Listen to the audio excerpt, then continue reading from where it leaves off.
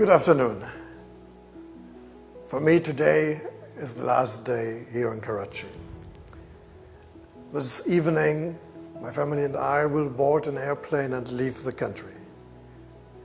We have spent 3 years here, and we have really enjoyed the time in Karachi, the hospitality and the friendliness and the warmth of its people. We will leave many friends behind, so it's also a very sad moment to leave.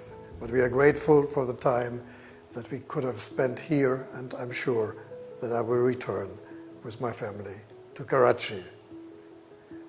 मुझे कराची में बहुत अच्छा लगा. शुक्रिया. खुदा हाफिज.